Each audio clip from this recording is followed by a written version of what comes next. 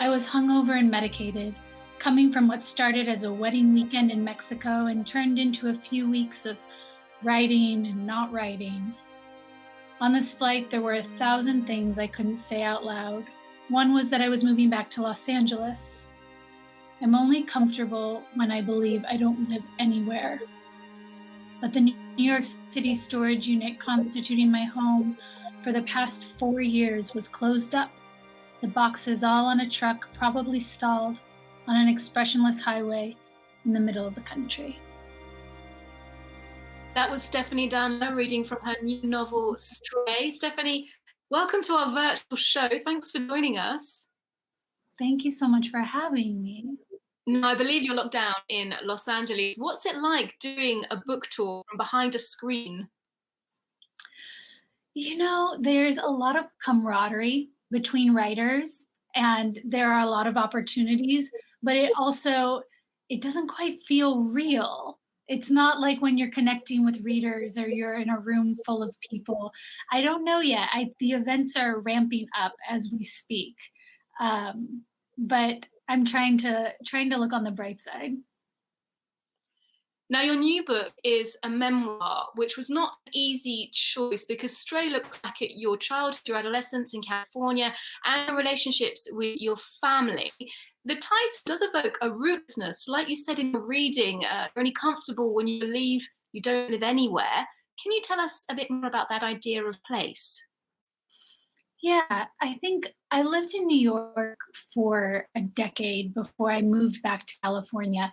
And I had the experience coming back here as an adult where I was a stranger and I didn't know it and I didn't know the streets or the freeways, but the weather and the microclimates and this deep rooted sense of home was also in me and reminded me so much of being a child.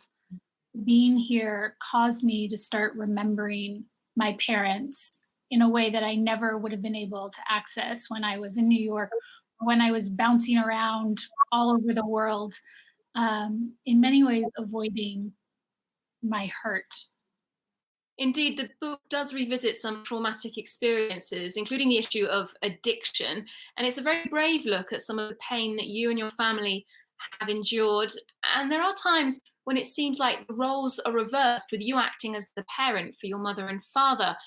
And I wanted to know how your perspective on that has perhaps shifted as you became a parent yourself with the birth of your son.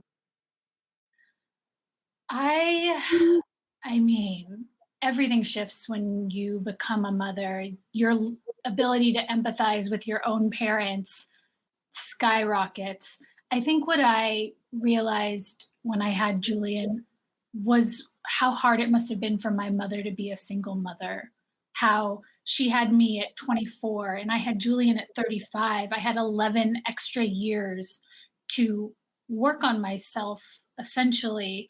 And she never found her footing. She never found stability or a sense of fulfillment. And it made me care for her in such a deeper way. And I think that's reflected throughout Stray. Now, I read that when you arrived in New York in your early 20s, you turned down a job in publishing because it wouldn't have allowed you to pay the rent. Now, right now, given the catastrophic effects of the coronavirus crisis on the economy, people in New York are calling for a rent strike. Do you think that the city and its prices make it a viable place of creativity for young artists starting out? I think it is absolutely not viable for anyone starting out. I'm in awe of young people who are still moving there because they still do. The dream of moving to New York City is very much alive. Um, Most that I know are privately funded. To be really and truly on your own, I don't think that you can make beginning salaries and pay rent in the city. And it's one of the reasons that I moved to Los Angeles, also an expensive city, nothing compared to New York. And so if I'm a successful writer, if I've sold a book and I'm publishing and I can afford New York City, it makes me wonder what artists can. Well, the issue of the rent strike in New York is just one of the financial consequences of the coronavirus. And it has also hit the publishing industry hard. Here in France, book sales have gone into free fall, and some stores have put in alternative strategies, online options, or drive by ordering systems. Yet the French Ministry of Culture has said that the entire sector's in danger, with losses so extensive that some booksellers may not be able to bounce back. Solange Mougin, Axel Simon, and Marion Chaval have more. Book orders waiting to be taken home. Online purchases and curbside pickups have helped many bookstores stay afloat, since browsing in crowded shops isn't a possibility and may not be for a while, even if lockdowns have eased up. On va éviter de faire en sorte que les gens se croisent. Il y aura un endroit spécifique pour le retrait des commandes prépayées. Et on limitera, dans un premier temps, à 5 personnes, 5 clients physiques dans la librairie. Et on imposera, dans un premier temps, le port du masque aux clients. Bouncing back is a formidable challenge, and not just for the shops. The entire book industry has been hit hard by the lockdown. The revenues of independent bookstores dropped by 91%. Publishing houses also weathered similarly catastrophic figures. To help the industry stay afloat, France's National Centre of Books announced a multi-step emergency plan. D'abord, il y a eu un premier volet d'assouplissement de nos conditions d'octroi des aides. Et puis, on a mis en place aussi un volet d'aide exceptionnelle aux éditeurs, d'aide exceptionnelle aux librairies francophones à l'étranger qui souffrent aussi tout particulièrement. Et puis, pour les libraires, nous avons une aide économique qui peut être actionnée facilement. An initial fund of 5 million euros has been set aside, but concerns remain palpable, for it's unknown when readers will return to their local bookshops. Anticipating a drawn-out dip, publishing houses have already pushed publication dates and lowered output, a tricky adaptation period that the book industry hopes will be behind them come September, France's prime book-buying season, or as the French call it, la rentrée littéraire.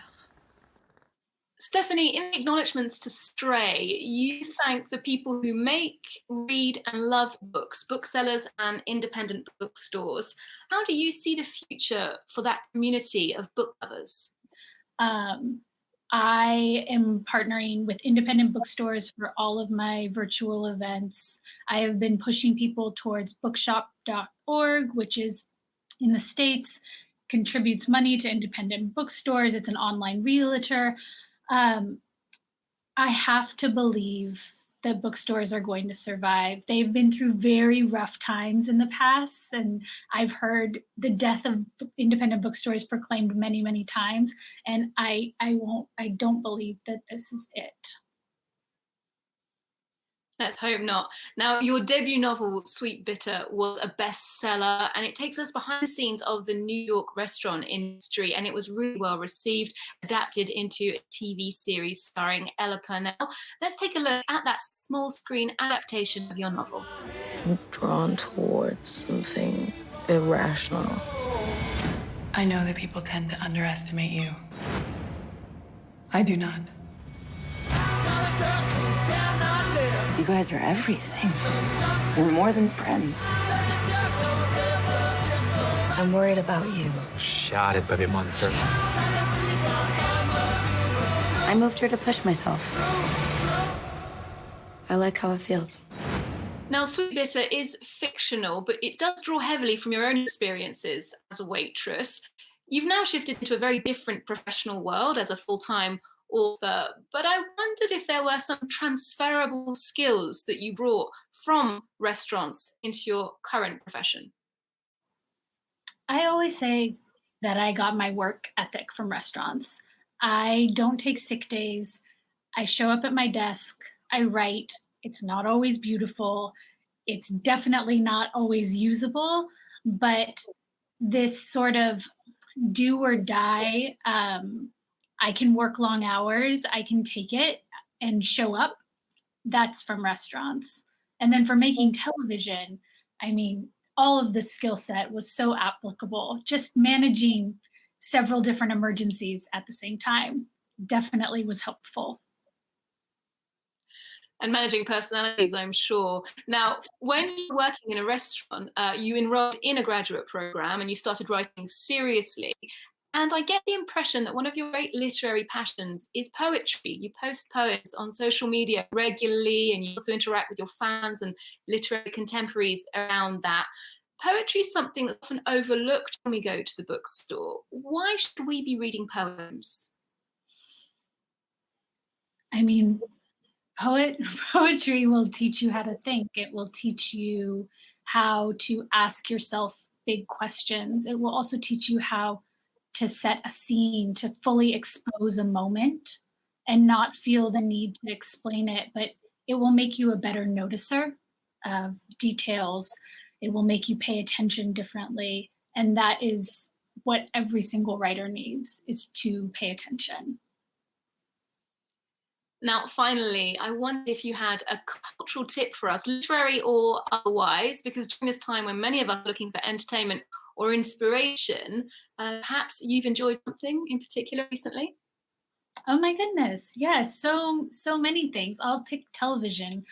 Um, but the Normal People adaptation, I watch all the adaptations. Any novel that is put on TV, I love to see how that's done. And I thought the Normal People adaptation was brilliant, different than the book in the right way. That's Normal People by Sally Rooney, of course. I must agree with you. I'm also watching it too in lockdown. Stephanie, thank you so much for joining us today. Do remember you can get more arts and culture on our website, france24.com. Otherwise, we'll see you next time. It'd be awkward if something happened with us.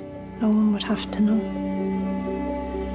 I didn't know your mum worked in the Sheridan's house. What's Marianne like in her natural habitat? I don't know, I don't see much of her. We hook up secretly. Like some kind of game. That's actually really hot.